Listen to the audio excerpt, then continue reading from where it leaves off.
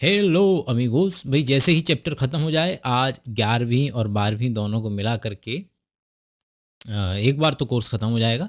अब कोशिश करेंगे लाइव आकर के इन चैप्टर्स को, और अब क्या इंक्लूड कर दिया करेंगे कि जो भी ये चैप्टर लिखे हुए हैं इनमें नीचे की तरफ यहाँ मैंने क्वेश्चंस भी लिखे हुए हैं। तो अगली बार से जब हम लाइव मिला करेंगे तो मैं कोशिश करूँगा कि साथ साथ इन क्वेश्चंस को भी निपटाया जाए, ये साथ साथ क्वेश्चंस भी डिस्कस किए जाएँ। यही वो क्वेश्चंस हैं, और इनके अलावा भी ये वो क्वेश्चंस हैं जो हाथ से लिखे हुए हैं, और इनके अलावा भी क्वेश्चंस हैं जो कि तकरीबन 10 से 15 हज़ार क्वेश्चन हैं जो कि कहाँ मिलेंगे, एप्लीकेशन पे मिलेंगे। वहाँ जाइए, उन 10 से 15 हज़ार सवालों को कीजिए।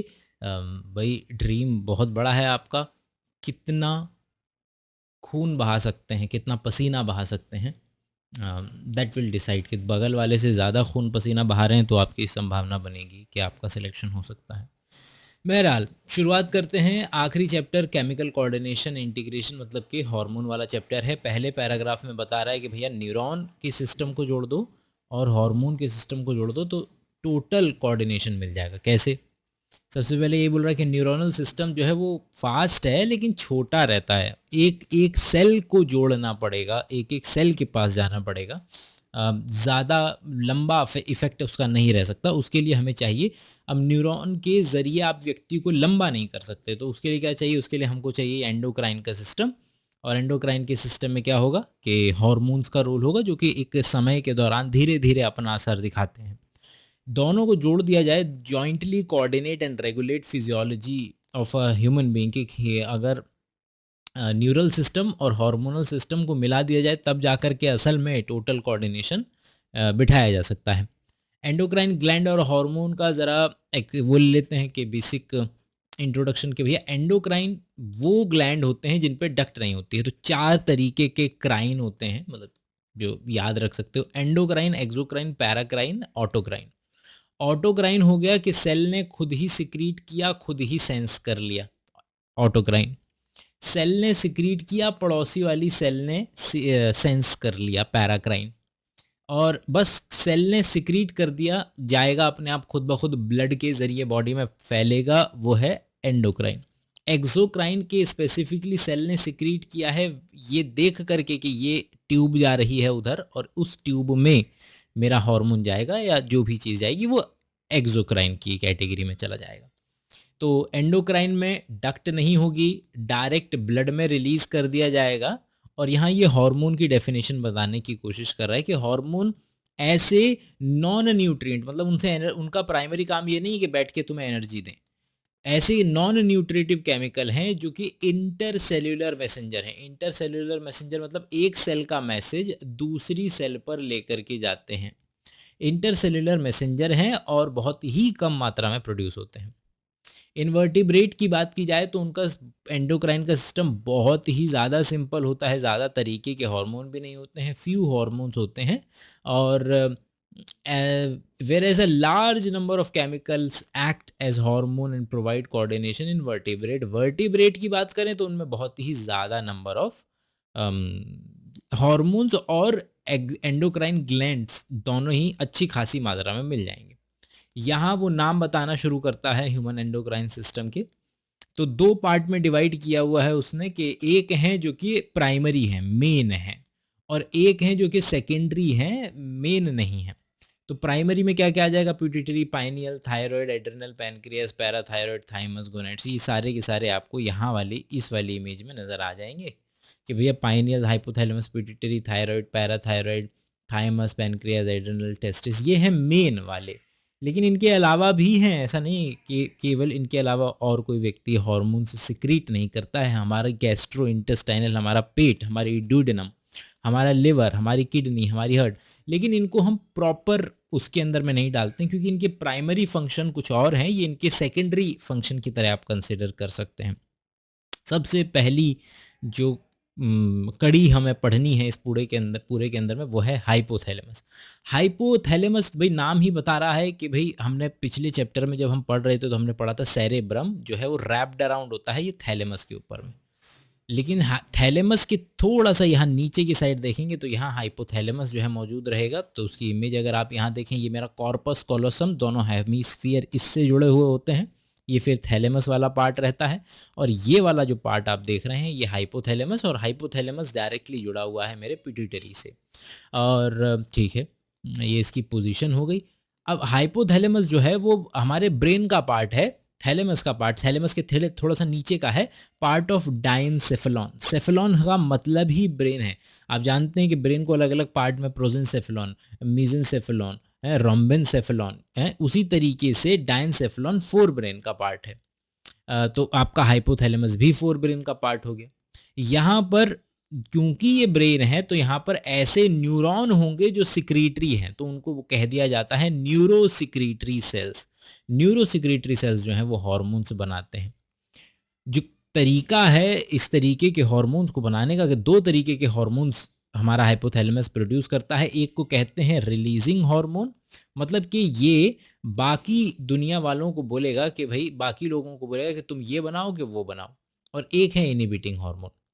वो रिलीजिंग हार्मोन वो हार्मोन है जो पिट्यूटरी को बोलेंगे कि भैया ये वाले हार्मोन को स्टिमुलेट करो। एग्जांपल हम अभी देखेंगे। इनहिबिटिंग वाले का मतलब है कि inhibit the secretion of pituitary hormone. तो दो तरीके के हार्मोन हो गए, बनाओ मत बनाओ। जैसे कि एग्जांपल है आपका जीएनआरएच, गोनाडोट्रोपिन रिलीजिंग हार्मोन। ये एक सिक्रीटरी वाले की कैटेगरी के अंदर में आ जाएगा। तो उसका मतलब है कि हाइपोथैलेमस पिट्यूटरी को बोल रहा है कि भैया आगे गोनाडोट्रोपिन वगैरह बनवाओ आगे से। और इधर दूसरा है सोमेटोस्टेटिन, जो कि बोलता है कि भैया पिट्यूटरी को बोलो कि ग्रोथ हार्मोन को सिक्रेट करना जो है वो ज़रा बंद करे। अब इसके बाद दो तरीके से जो हाइपोथैलेमस है वो दो तरीके से बात करता है पिट्यूटरी से। ध्यान से सुनिएगा, हाइपोथैलेमस पिट्यूटरी से दो तरीके से बात करता है। एक आगे से बात करता है और एक पीछे से बात करता है। तो वही नाम आ जाएगा एंटीरियर पिट्यूटरी, पोस्टीरियर पिट्यूटरी। तो जो आगे से बात करता है वो न्यूरॉन के जरिए बात करता है, और माफ़ी चाहूँगा, आगे से जो बात करता है वो ब्लड के ज़रिए बात करता है, और पीछे से जो बात करता है वो न्यूरॉन के ज़रिए बात करता है। तो इसलिए आगे वाले का जो नाम है, मतलब कि आप समझिए कि जो एंटीरियर पिट्यूटरी है वहाँ पर पोर्टल सर्कुलेटरी सिस्टम है, और एंटीरियर पिट्यूटरी है, खून से आगे की तरफ एंटीरियर पिट्यूटरी से बात करता है, और पीछे की तरफ जो है वो न्यूरोनल रेगुलेशन है। और इसीलिए आप याद कीजिए कि जो पोस्टीरियर पिट्यूटरी का दूसरा नाम है वो न्यूरोहाइपोफाइसिस है, क्योंकि वो न्यूरॉन वाले पोर्शन से आ रहा है। चलिए इतना रहा, नीचे की तरफ चलेंगे। ये सारी की सारी बातें ठीक है, ये जो भी लिखी हुई है बस उसके लिए है, मतलब ये एक ही उसमें कन्वर्ट हो जाएंगी। और भी छोटा रिवीजन के लिए है। आइए अब आते हैं किस पर। हाइपोथैलेमस क्या क्या निकाल रहा था। यहाँ पे गोनाडोट्रोपिन रिलीजिंग हार्मोन जो पिट्यूटरी को बोलेगा, ये एंटीरियर पिट्यूटरी को बोलेगा गोनाडोट्रोपिन बनवाओ। कॉर्टिकोट्रोपिन रिलीजिंग हार्मोन पिट्यूटरी को बोलेगा कॉर्टिकोट्रोपिन बनवाओ।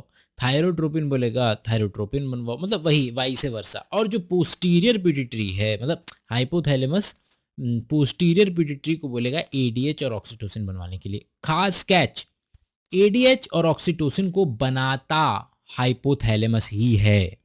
एडीएच और ऑक्सीटोसिन को बनाता हाइपोथैलेमस ही है। न्यूरोसिक्रीटरी सेल्स के जरिए इसको पहुंचा दिया जाता है पोस्टीरियर पिट्यूटरी पे, और फिर पोस्टीरियर पिट्यूटरी जिसका दूसरा नाम न्यूरोहाइपोफाइसिस है वो इसको सिक्रीट करता है। तो देखने में ऐसा लगता है कि भाई पिट्यूटरी बना रहा है और पिट्यूटरी सिक्रीट कर रहा है, नहीं, बना रहा है हाइपोथैलेमस, सिक्रीट कर रहा है पिट्यूटरी। ये ज़्यादा सही स्टेटमेंट होगा। जैसे यहाँ देखिए, आगे की तरफ से ये पोर्टल सिस्टम है ब्लड का, और पीछे की तरफ से जो है न्यूरॉन के ज़रिए बात कर रहा है। ज़रा थोड़ा सा इधर की साइड है, पिट्यूटरी की बात हो रही है भैया। पिट्यूटरी को अगर आप ध्यान दें तो डिवाइड किया गया है आपका तीन मोटा माटी पार्ट में। वैसे तो दो मोटा माटी पार्ट हैं, आप जानते हैं, एंटीरियर पिट्यूटरी, पोस्टीरियर पिट्यूटरी। तो पोस्टीरियर पिट्यूटरी का तो दूसरा नाम हो गया न्यूरोहाइपोफाइसिस, बट जो एंटीरियर पिट्यूटरी है, अडीनोहाइपोफाइसिस जो इसका नाम है, इसको दो पार्ट में और डिवाइड किया जा सकता है। चलिए आइए पढ़ते हैं। भाई हमारे ब्रेन के क्रेनियम के अंदर में एक बोनी कैविटी है, उसका नाम है सेला टर्सिका, जिसके अंदर में पिट्यूटरी बैठा हुआ है। ओके, मोटा माटी दो पार्ट हैं, अडीनोहाइपोफाइसिस ये आगे वाला, एंटीरियर पिट्यूटरी, न्यूरोहाइपोफाइसिस पीछे वाला, पोस्टीरियर पिट्यूटरी। एडिनोहाइपोफाइसिस के दो पार्ट बता दिए गए हैं, पार्स डिस्टेलिस और पार्स इंटरमीडिया है। पार्स डिस्टेलिस ये वाला हो जाएगा, पार्स इंटरमीडिया बीच में है। अब जो पार्स डिस्टेलिस है उससे ये सारे के सारे हार्मोन सीक्रेट हो रहे हैं, जिसमें आ जाएगा growth hormone, prolactin, thyroid stimulating hormone, एड्रेन, ईसीटीएच, ल्यूटिनाइजिंग हार्मोन, एफएसएच।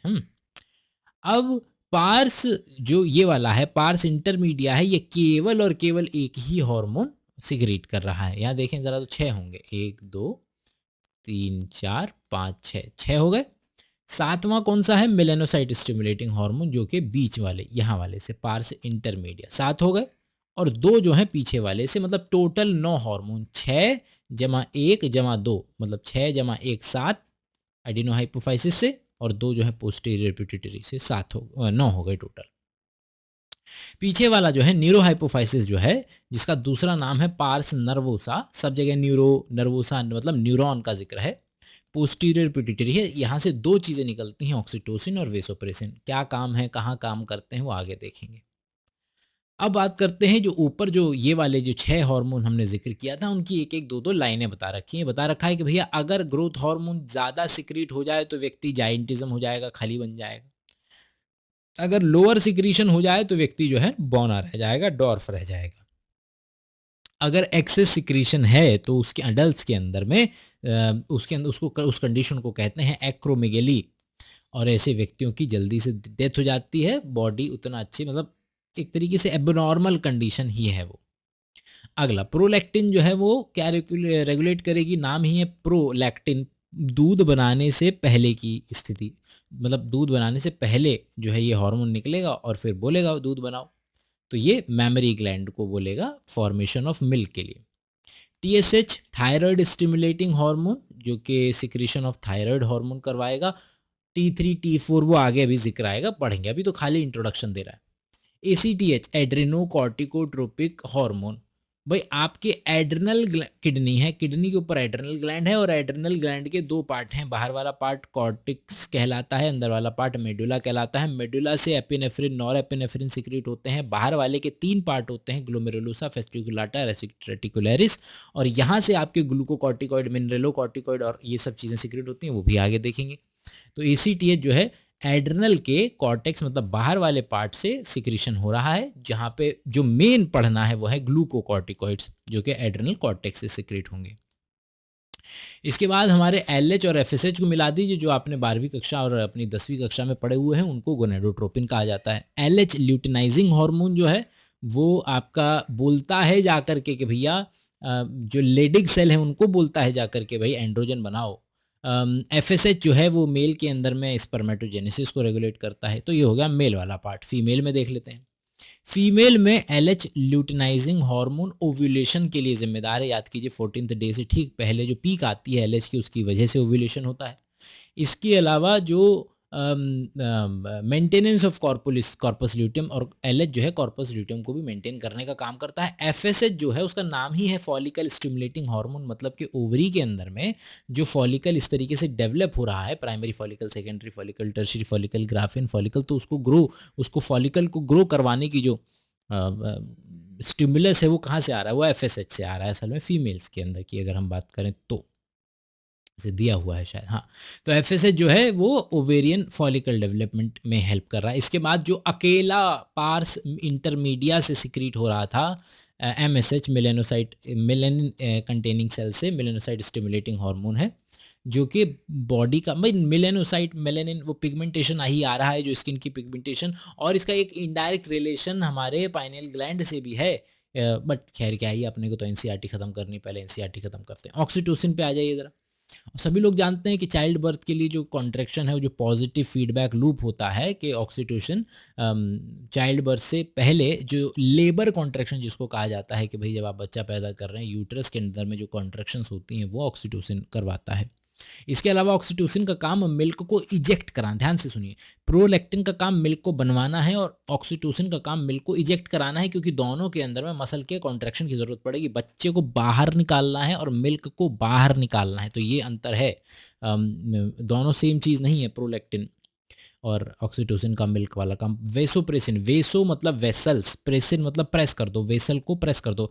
भाई पाइप को प्रेस करोगे तो प्रेशर बढ़ जाएगा, तो क्या होगा, वेसोप्रेसिन का काम है ब्लड प्रेशर को बढ़वाने का। तो ये स्टिमुलेट्स रीएब्जॉर्प्शन ऑफ वाटर। आप पानी को रीएब्जॉर्ब करेंगे तो शरीर में पानी बढ़ेगा, पानी बढ़ेगा तो क्या होगा, ब्लड जो जो मेरी ब्लड वेसल्स हैं उनके अंदर में पानी भरेगा, पानी भरेगा तो वो वॉल पे प्रेशर लगाएंगे, एक तरीके से आपके बॉडी का ब्लड प्रेशर बढ़ेगा, वापस आएगा, रिड्यूसेस द, और आपका ठीक है। हाँ, तो ये वेसोप्रेसिन आपका डिस्टल कॉन्वोल्यूटेड टिब्यूल पे भी काम करता है और उसको बोलता है पानी को बाहर मत जाने दो, इसीलिए इसका दूसरा नाम है एंटी डायूरेटिक हार्मोन, कि ये ब्लड प्रेशर बढ़ा रहा है। कैसे करके, शरीर में पानी को रोक के, शरीर में सॉल्ट को रोक के, शरीर के अंदर में पानी को और बढ़वा के, आपको प्यास लगेगी, आप यूरिन करने नहीं जाएंगे, यूरिन करने नहीं जाएंगे, यूरिन करने नहीं जाना मतलब एंटी नहीं जाना, डायूरेसिस मतलब यूरिन करने नहीं जाने देने वाला हार्मोन, एंटी डायूरेटिक हार्मोन। और फिर इसके बाद आपका अगर impairment affecting the synthesis of release of ADH result into the kidney. अच्छा ठीक है, अगर आपका एडीएच वगैरह ठीक से काम नहीं कर रहा है तो फिर क्या होगा, फिर आपका जैसे कि आप दारू अगर पी लेते हैं तो फिर एडीएच ठीक से काम नहीं कर पाता है, बॉडी बहुत ज़्यादा सूसू जाती है, उसको बोलते हैं वाटर लॉस बहुत ज़्यादा हो रहा है, डिहाइड्रेशन व्यक्ति को हो सकता है, और इस कंडीशन को डायबिटीज़ इंसिपिडस के नाम से भी हम जानते हैं। अगला है हमारा पाइनियल ग्लैंड। पाइनियल ग्लैंड हम जानते हैं कहाँ पर, ठीक इसमें dorsal side of fore brain, dorsal side of fore brain पे मौजूद होता है और एक सिक्रीट करता है मेलेटोनिन। भाई पाइनियल ग्लैंड जो है हमारे दिनचर्या के लिए बड़ा ज़रूरी है, स्लीप वेल साइकिल, हमारे बॉडी टेम्परेचर ऐसा मत समझिएगा कि बॉडी टेम्परेचर तो आपने पढ़ा हुआ है कि हाइपोथैलेमस रेगुलेट, हाँ हाइपोथैलेमस ही बॉडी टेम्परेचर को रेगुलेट करता है। उसका काम है कि आपके जीवन पर्यंत, मतलब आप 3 महीने का एवरेज निकालेंगे, तो 3 महीने का एवरेज आपका जो है वो जो 37 डिग्री सेल्सियस है वही आना चाहिए, वही आएगा। लेकिन इस वाले का काम है कि दिन के दौरान आपका बॉडी का टेम्परेचर कैसे ऊपर नीचे जा रहा है उसको रेगुलेट करना, और जो कि जाता है। इसके अलावा स्लीप वेक साइकिल, कि आप कितने बजे उठेंगे, आपके बॉडी के अंदर में क्या मात्रा है मेलेटोनिन की, वही डिसाइड करेगा कि आपको लेक्चर के अंदर में नींद आ रही है कि नहीं आ रही है। और वो दिन और रात पे भी डिपेंड करता है। थायराइड ग्लैंड अगला है। थायराइड ग्लैंड जो है वो ये हमारा जो गला है, गले पे ये पीछे की तरफ से दिखाया हुआ है, आगे की तरफ से दिखाएंगे तो आपको पता चलेगा कि वो थायराइड है। यहाँ पर ये पैराथायराइड दिखाए गए हैं। एक दोनों तरफ होते हैं ऐसे, और ये दोनों के दोनों आपस में एक फ्लैप ये होता है, ये वाला फ्लैप है, इसको स्थमस बोलते हैं। तो स्थमस से ये है, इसके अंदर में ये गोले गोले नजर आ रहे होंगे तो फॉलिकुलर अपीयरेंस रहता है इसका, तो ये फॉलिक्यूल्स या एंड स्ट्रोमल टिश्यू, इसके अंदर में ये चीज़ मिल जाएगी। थायराइड इस चीज़ का बना होता है, स्ट्रोमल टिश्यू और फॉलिकल्स का। तीन वैसे तो कई सारे हैं, हम मेन पढ़ेंगे जो एनसीईआरटी पढ़ा रही है। यहाँ पर एक हार्मोन निकलता है जिसका नाम है T3, एक हार्मोन निकलता है जिसका नाम है T4। T4 वाले का दो और नाम है, क्या नाम है, थायरोक्सिन या टेट्रा आइडोथायरोनिन। T3 वाले का क्या नाम है, ट्राई आइडोथायरोनिन। अब क्या है कि इनके रिलीज़ के लिए आयोडीन की बहुत ज़रूरत होती है, और ये हम सभी जानते हैं कि इतिहास में जो लोग जैसे दिल्ली जैसे शहरों में रहते हैं जिनके आसपास समुद्री इलाके नहीं है, वहाँ पर आपको आयोडीन की कमी मिलेगी, क्योंकि ये जो है आप समुद्र तटवर्ती इलाकों में अच्छा खासा सॉल्ट वगैरह मिल जाता था, तो उसमें आयोडीन की मात्रा अच्छी खासी होती थी, तो कोई प्रॉब्लम वाली नहीं थी। लेकिन फिर इन लोगों को आयोडीन की वजह से हमारा जो थायराइड ग्लैंड है वो ठीक से हार्मोन नहीं बना पा रहा था, तो भारत के अंदर में बहुत ज़्यादा केसेस देखने के लिए मिल रहे थे जिसके अंदर में आयोडीन की डेफिशिएंसी की वजह से शरीर ठीक से हार्मोन्स नहीं बना पा रहा है, जिसको हम हाइपोथायराइडिज्म कह देते थे। जिसके अंदर में जो ये चीज़ है, समझिए कि ये जो मेरा ग्लैंड है ये नादान है। तो जब ये इसको पता चलता है शरीर में, जब ये शरीर से इन्फॉर्मेशन आती है भैया T3 T4 नहीं है, तो इस ग्लैंड को बेचारे को लगता है कि मेरे अंदर ही शायद कोई कमी है जिसकी वजह से मैं शरीर को T3 T4 नहीं मिल रहा है। तो ये सोचता है कि मैं डिवाइड कर लूँ तो शायद मेरा साइज़ बढ़ जाएगा, तो मैं ज़्यादा T3 T4 बना पाऊँगा। और वही चीज़ है जो कि घेंगा बन करके, गॉइटर बन करके हमारे सामने नज़र आता है, जबकि असल कमी इसके अंदर में नहीं थी। असल कमी थी कि इसको कच्चा माल आयोडीन ही नहीं मिल रहा था। तो बेचारा कन्फ्यूजन के मारे अपना साइज़ बड़ा कर लेता है, इसको लगता है मैं साइज़ बढ़ा लूँगा तो हार्मोन बढ़ जाएगा, अब लेकिन वो जब आयोडीन ही नहीं है खाने में तो कहाँ से बढ़ेगा? तो ये प्रॉब्लम हो जाती थी। तो ये गॉइटर वाली स्थिति हो गई। तो हाइपोथायराइडिज़्म अगर प्रेगनेंसी के दौरान व्यक्ति को आयोडीन की कमी वगैरह हो जाए तो फिर उससे बच्चे पे प्रभाव पड़ेगा, बच्चे की ग्रोथ अच्छी नहीं होगी, उसको मेंटल रिटार्डेशन होगा, इंटेलिजेंट कम रहेगी, स्किन अच्छी नहीं रहेगी, बच्चा गूंगा और बहरा भी पैदा हो सकता है। मैं अगर व्यक्ति विशेष है, फीमेल हैं, तो उनकी मेंस्ट्रुअल साइकिल इरेगुलर हो सकती है। और अब दूसरा तरीका, एक तो तरीका है कि उसका साइज़ बढ़ गया कब? जब आयोडीन की कमी थी। कभी-कभी क्या होता है कि ये वाली सेल्स में कैंसर हो जाता है। थायरॉइड में कैंसर हो जाएगा, भई हम जानते हैं कैंसर के अंदर में भी सेल जो है पागलों की तरह डिवाइड करने लगता है, तो वहाँ पर भी घेंगा बनता हुआ नज़र आएगा, तो उसके अंदर में भी आपको, लेकिन वो अलग तरीके का घेंगा है, वो कैंसर वाला घेंगा है।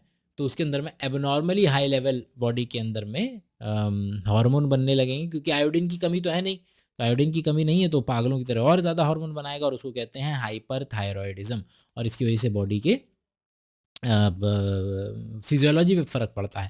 तो इससे जो गॉइटर बनता है, गॉइटर उसमें भी बन रहा है, गॉइटर इसमें भी बन रहा है, तो इसको एक्सपोथैलेमिक गॉइटर बोल देते हैं, जिसके अंदर में हाइपरथायरॉयडिज़म है, जिसके अंदर में बहुत ज़्यादा हार्मोन बनने लगते हैं, आई बॉल बाहर आने लगती हैं, इंक्रीज्ड बेटा मेटाबॉलिक रेट, टेम्परेचर बढ़ने लगता है, आंखें बाहर आ जाती हैं, वेट लॉस होने लगता है। तो ये ग्रेव्स डिजीज़ इसको बोलते हैं, इस कॉम्बिनेशन को बोलते हैं ग्रेव्स डिजीज़। इसके अलावा थायराइड की अगर हम बात करें तो थायराइड का जो है रोल है बेसिक मेटाबॉलिक रेट को लेकर के। इसके अलावा हमारे आरबीसी रेड ब्लड सेल्स को बनना भी फॉर्मेशन में हेल्प करता है।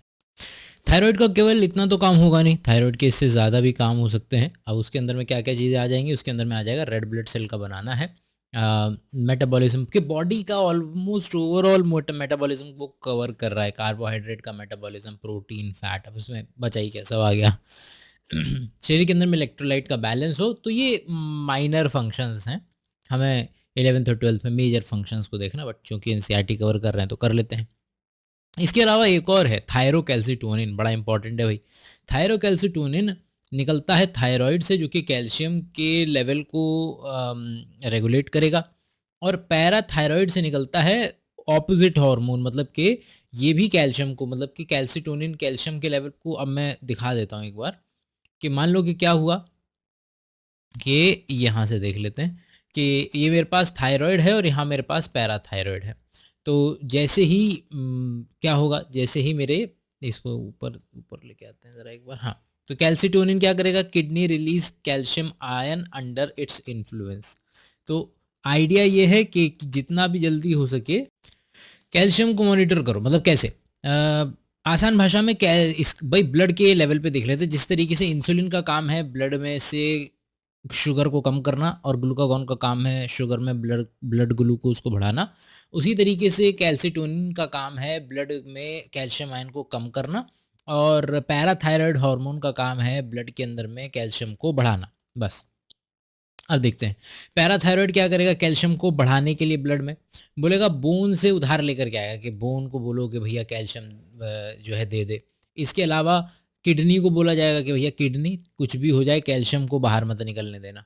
और कैल्शियम को बहुत, जो खाना खा रहे हो थोड़ा सा भी कैल्शियम वेस्ट नहीं होना चाहिए, जितना कैल्शियम एब्जॉर्ब कर सकते हो कर लो। तो ये है, कैल्सिटोनिन करेगा ब्लड में कैल्शियम को कम, और पैराथायराइड हार्मोन करेगा ब्लड में कैल्शियम को बढ़वाना।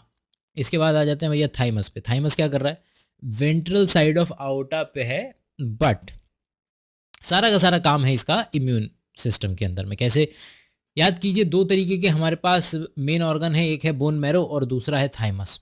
बोन मैरो में बी लिम्फोसाइट टी लिम्फोसाइट दोनों की दोनों बोन मैरो में बनती हैं, लेकिन जो लिम्फोसाइट थाइमस में जाती हैं वो वहाँ मॉडिफिकेशन करके या फिर डिफरेंशिएशन करके किस में कन्वर्ट हो जाती हैं, टी लिम्फोसाइट में। ये डिफरेंशिएशन का काम जाहिर सी बात है कि हार्मोन्स के कंट्रोल में होगा, तो वो हार्मोन यहाँ पर जो काम कर रहा है वो है thymosin. T lymphocyte cell mediated immunity, मतलब कि सामने वाली सेल को खाना। टी लिम्फोसाइट का मतलब, क्योंकि सेल है फेगोसाइटोसिस करेगा, T helper cell, T phagocytic, T cytotoxic, T helper, T इस तरीके की कई सारी टी लिम्फोसाइट्स होती हैं जो कि हेल्प करेंगी। अब इसके अलावा थाइमोसिन केवल और केवल टी लिम्फोसाइट को हेल्प नहीं कर रहा है, थाइमोसिन जो है वो बी लिम्फोसाइट्स को भी हेल्प कर रहा है, और बी लिम्फोसाइट को वो हेल्प करता है एंटीबॉडी बनाने के लिए।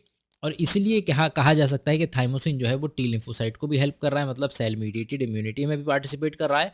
और चूंकि थाइमोसिन एंटीबॉडी बनवाने में भी हेल्प कर रहा है, इसलिए ह्यूमरल इम्यूनिटी के अंदर में भी पार्टिसिपेट कर रहा है, दोनों के अंदर में पार्टिसिपेट कर रहा है, सेल मीडिएटेड में भी और ह्यूमरल वाले के अंदर में भी। थाइमस जैसे जैसे हम उम्र दराज होते जाते हैं, वैसे उम्र बढ़ती चली जाती है, वैसे वैसे थाइमस जो है वो छोटा होता चला जाता है, उतना अच्छे से काम नहीं कर पाता है, और इसलिए जो लोग बूढ़े होते हैं उनकी संभावना रहती है कि डिजीज ज़्यादा जल्दी पकड़ लेती हैं उन्हें। अगला, एड्रिनल ग्लैंड की बात करें तो एड्रिनल ग्लैंड जो है एंटीरियर किडनी जो है, मेरे किडनी पे ऊपर है, एड्रेनलिन एड्रिनल, वहाँ से सब लोग जानते हैं इसको। अब पॉइंट ये है कि ये है मेरा एड्रिनल ग्लैंड। अब इसका जो बाहर वाला पार्ट होता है उसको बोल देते हैं कॉर्टेक्स, और जो सेंटर वाला पार्ट होता है उसे कह देते हैं मेडुला। मेडुला से तो निकलेगा एपिनेफ्रिन और एपिनेफ्रिन, उसका अभी तो देख नहीं रहे हैं, बाहर वाले का देखेंगे, कॉर्टेक्स का देखेंगे। कॉर्टेक्स में क्या रहता है, 3 लेयर रहती हैं, सबसे बाहर वाली ग्लोमेरुलोसा, फिर फेसिकुलाटा, फिर रेटिकुलरिस। तो फिर उनमें से जो निकलेगा वो देखेंगे। आइए, तो बोल रहा है कि भाई दो, जो आपका एड्रिनल ग्लैंड है उसको 2 पार्ट में डिवाइड कर दो, किडनी के आगे की तरफ में मिलता है, और उसके 2 पार्ट कौन से हैं, एड्रिनल मेडुला और एड्रिनल कॉर्टेक्स।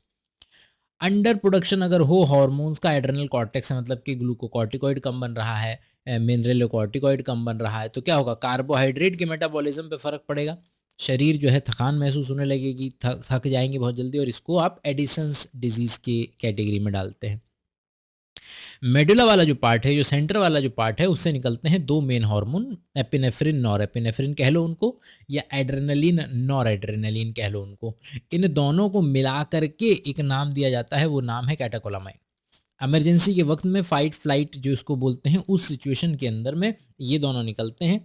और ये क्या क्या काम करेंगे भैया, जब आपकी वाट लगी हुई है, जब आपने काम पूरा नहीं किया, टीचर ने आपको खड़ा कर दिया, तो क्या हालत होगी, अलर्टनेस बढ़ जाएगी, प्यूपल डायलेट हो जाएगी, बाल जो हैं वो ऐसे खड़े हो जाएंगे, पसीना आने लगेगा, दिल की धड़कन बढ़ जाएगी, ब्रीदिंग तेज हो जाएगी, दिल की धड़कने की जो क्षमता है वो तेज हो जाएगी।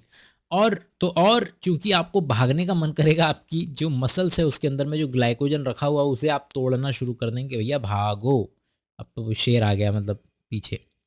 आगे चलते हैं अगले पे, एक सेकंड जरा नीचे, यहाँ पर आ जाते हैं सर।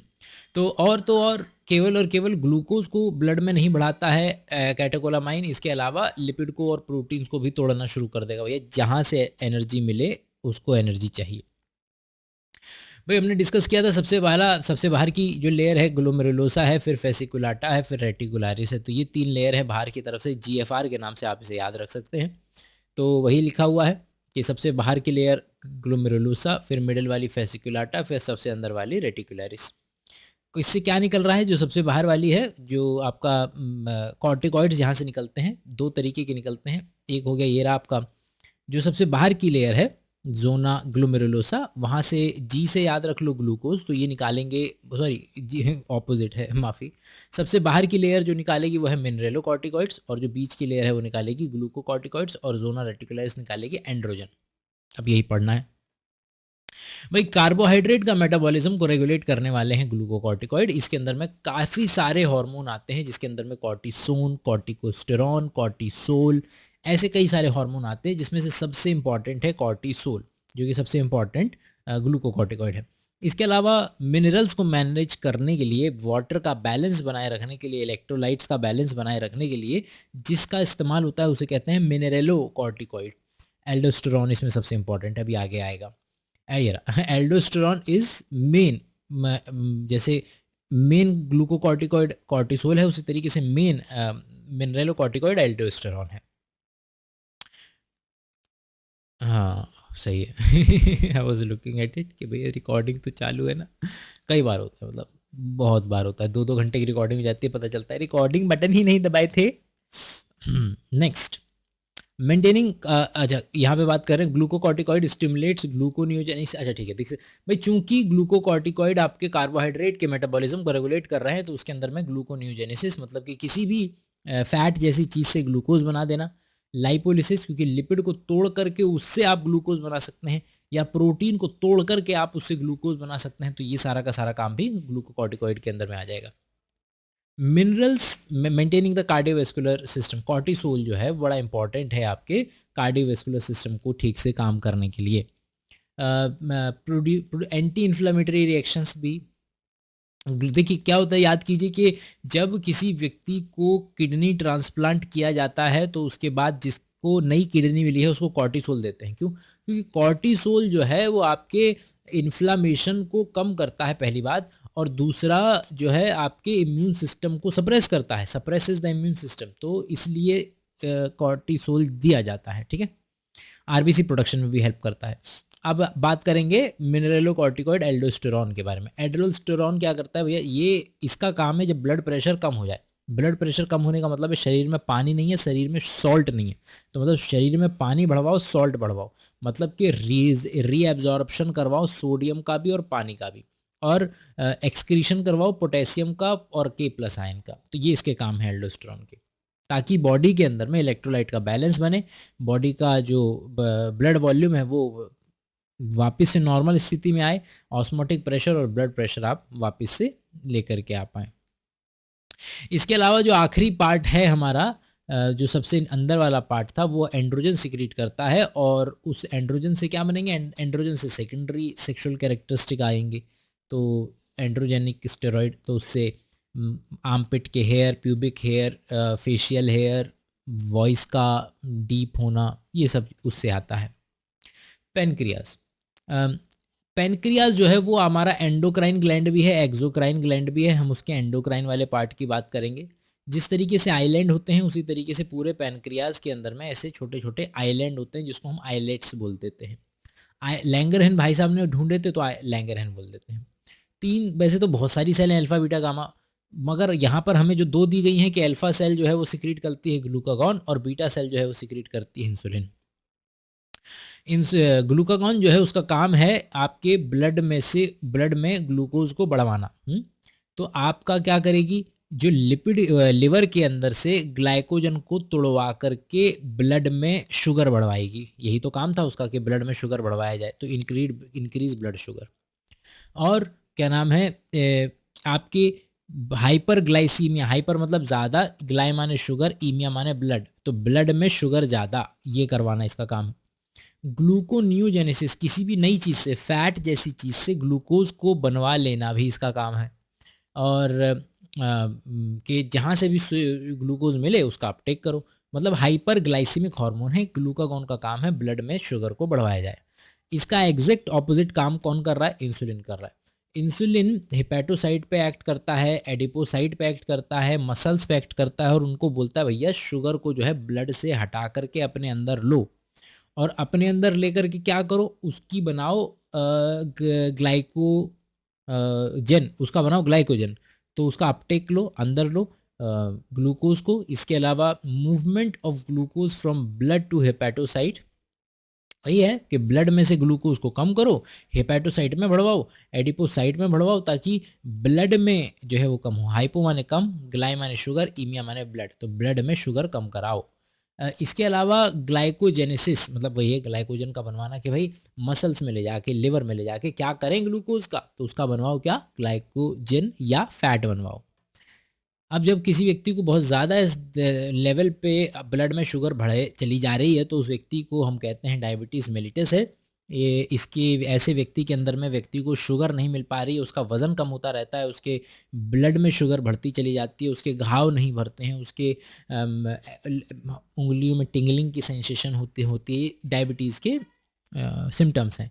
और शरीर के अंदर में शरीर क्या करता है, शरीर कीटोन्स बनाना शुरू कर देता है, क्योंकि ग्लूकोज नहीं मिल पा रहा है, मतलब शरीर एक तरीके से स्टार्विंग स्टेट में है। स्टार्विंग स्टेट में शरीर कीटोन बॉडीज बनाना शुरू कर देगा, क्योंकि कीटोन बॉडीज ब्रेन और किडनी कीटोन का इस्तेमाल करते हैं अगर शुगर ना हो तो। अगला है टेस्टिस। टेस्टिस के अंदर दो काम है, क्योंकि सेक्स ऑर्गन भी है और एंडोक्राइन ग्लैंड भी है। हम जानते हैं कि इसके अंदर में स्पर्म भी बनेंगे, लेकिन स्पर्म के साथ साथ हम जानते हैं कि सेमिनिफेरस ट्यूब्यूल के अंदर में लेडिग सेल होते हैं, जो कि क्या सिक्रीट करता है, एंड्रोजन सिक्रीट करता है। एंड्रोजन का नाम है टेस्टोस्टेरोन। एंड्रोजन क्या करेगा? एंड्रोजन जो है वो आपके मेल सेकेंडरी कैरेक्टरिस्टिक्स को बेहतर करेगा। इसके अलावा जो सेक्स ऑर्गन है उसको फंक्शन, उसके डेवलपमेंट में हेल्प करेगा, पूरा एपिडिडाइमिस वास डिफरेंस इस सबको बनाने में हेल्प करेगा। मसल ग्रोथ, डोले बनेंगे। इसके अलावा फेशियल हेयर, शर्कल पे बाल, बगल में बाल, एग्रेसिवनेस, जो कि गलत है कि मतलब हाफ ट्रूथ है, जब आप धीरे धीरे आगे वाली क्लासेस में जाएंगे तो पता चलेगा। लोअर पिच वॉइसेस, अच्छा मेल, अच्छा इसके अंदर में एंड्रोजन जो है स्पर्मेटोजोआ के फॉर्मेशन में मदद करता है, स्पर्मेटोजेनेसिस में मदद करता है। मेल सेक्सुअल बिहेवियर, लिबिडो, आसान भाषा में ठरक के लिबिडो बोलते हैं। और एनाबॉलिक मतलब कि शरीर में बनाने वाला, मतलब मसल्स बनाने, डोले बनाने, तो उसको एनाबॉलिक, क्योंकि आप शरीर बना रहे हैं। नेक्स्ट है ओवरी।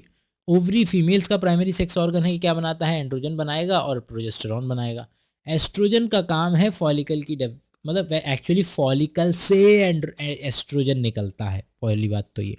दूसरा हाँ भाई, जब फाइनली ओव्यूलेशन हो जाता है तो जो बची हुई चीज़, बचा हुआ पार्ट है फॉलिकल का, वो कॉर्पस ल्यूटेम बनाता है जो प्रोजेस्टेरॉन सिक्रीट करता है।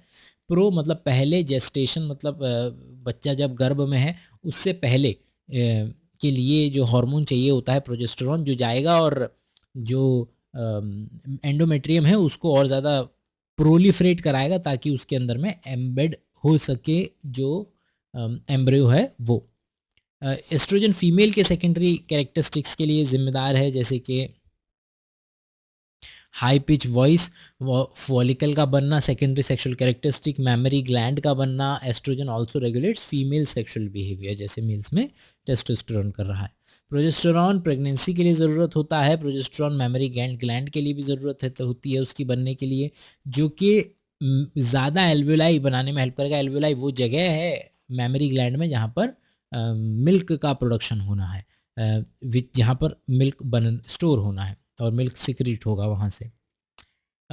अब आ जाते हैं उन नॉन स्टैंडर्डाइज्ड ग्लैंड्स पे, जो कि बहुत डिटेल में नहीं है, मतलब दिल का काम कुछ और है, किडनी का काम कुछ और है, लेकिन उसके साथ साथ ये लोग हार्मोन्स भी सिक्रीट करते रहते हैं। तो उनको ज़रा नज़र मार लेते हैं कि एट्रियल वॉल जो है वो सिक्रीट करती है एट्रियल नेट्रियूरेटिक फैक्टर। मतलब क्या है? एट्रियल मतलब एट्रियम, मतलब एट्रियम वहाँ से आ गया दिल से। याद कीजिए सोडियम का दूसरा नाम होता है नेट्रियम।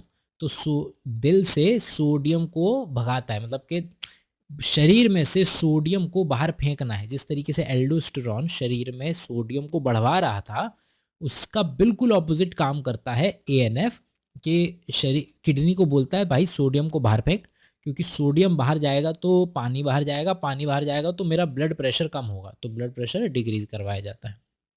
उसी तरीके से मेरे किडनी के अंदर में एक खास जगह होती है जिसको बोलते हैं एक्स्ट्रा ग्लोमेरुलर सेल्स, वो बनाती हैं एरिथ्रोपोइटिन।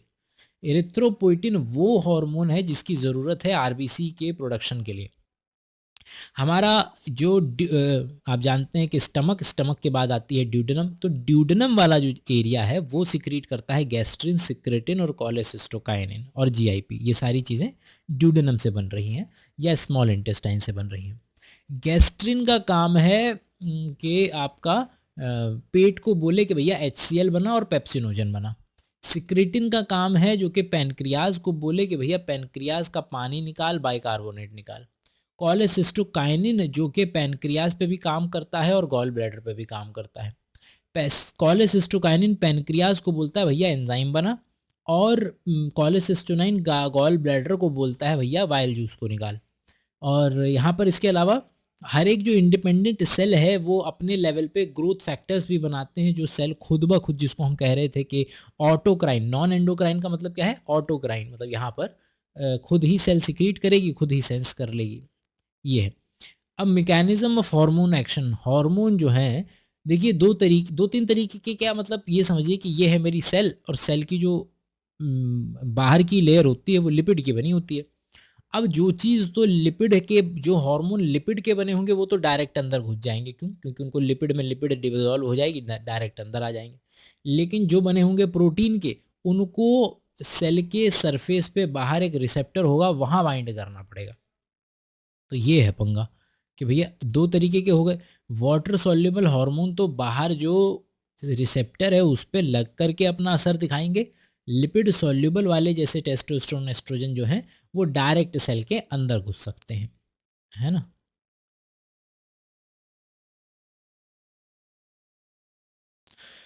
अच्छा, हाँ, तो हार्मोन जो कि हार्मोन रिसेप्टर वहाँ पर मतलब हार्मोन की एक खास बात होती है कि वो अपनी जो टारगेट सेल है ना उसी पर अपना एक्शन शो करेगा।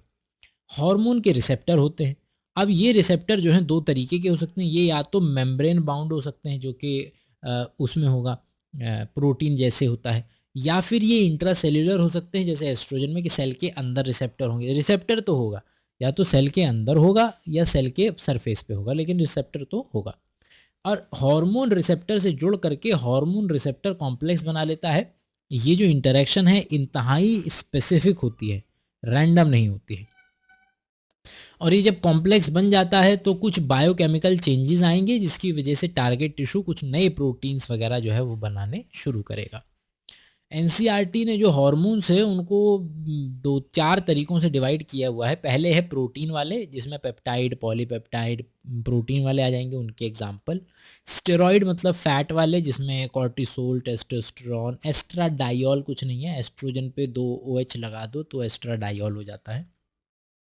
आइडोथायरोनिन क्योंकि थायराइड वाले हैं। अमाइनो एसिड के कुछ एक ही अमाइनो एसिड का बन जाता है हार्मोन, तो एपिनेफ्रिन वगैरह और एक ही अमाइनो एसिड्स के डेरिवेटिव्स हैं।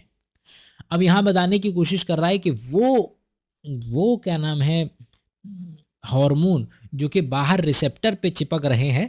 अब वो क्या होगा कि जैसे ही आपका रिसेप्टर पे चिपकेगा हार्मोन तो अंदर की तरफ एक और जैसे हार्मोन को हम कहते हैं प्राइमरी मैसेंजर, तो सेल के अंदर को मैसेज ले जाने वाला एक सेकेंडरी मैसेंजर पनपेगा। वो साइक्लिक एएमपी हो सकता है, वो कैल्शियम हो सकता है, वो IP3 हो सकता है, ये रहे, ठीक है। तो सेकेंडरी मैसेंजर बनता है साइक्लिक एएमपी, IP3, कैल्शियम, ये सब हो सकता है। और दूसरा है कौन से कि इंट्रासेल्युलर रिसेप्टर के सेल के अंदर रिसेप्टर के डायरेक्ट गए, घुसे डायरेक्ट सेल के अंदर में और न्यूक्लियस के अंदर में घुस गए और वहां जाके रिसेप्टर पे बाइंड हो गए। फिर रिसेप्टर जमा हार्मोन मिल करके डीएनए पे बैठ जाएंगे और डीएनए पे डिसाइड कर लेंगे कि क्या प्रोटीन बनवाना है, क्या प्रोटीन नहीं बनवाना है। और यही है, इंट्रासेल्युलर रिसेप्टर डायरेक्ट घुस जाएंगे, अपने रिसेप्टर पे बैठेंगे और रिसेप्टर और प्रोटीन मिल करके जीन के एक्सप्रेशन को रेगुलेट कर लेंगे।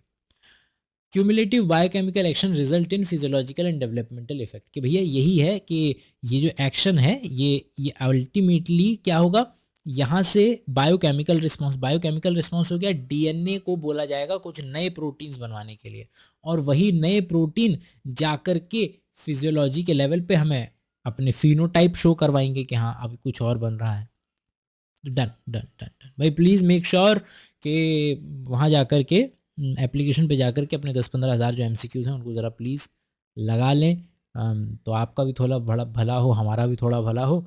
और लब लाइव आना शुरू करेंगे क्योंकि एक बार हमने कोर्स ख़त्म कर लिया है, तो अब पी जो किताब जो भी मेरे ये सोचा हुआ था कि भैया ये आउटलाइन हो जाएंगी, एक बार इनके अंदर में इमेजेस पड़ जाएंगी तो डायरेक्ट खोला करेंगे और डायरेक्ट इसको डेली पढ़ा दिया करेंगे। अब इम्पॉर्टेंट ये है कि ये डाल दिया करेंगे क्या कि MCQs वगैरह भी जो है वो करना शुरू करेंगे। चलो।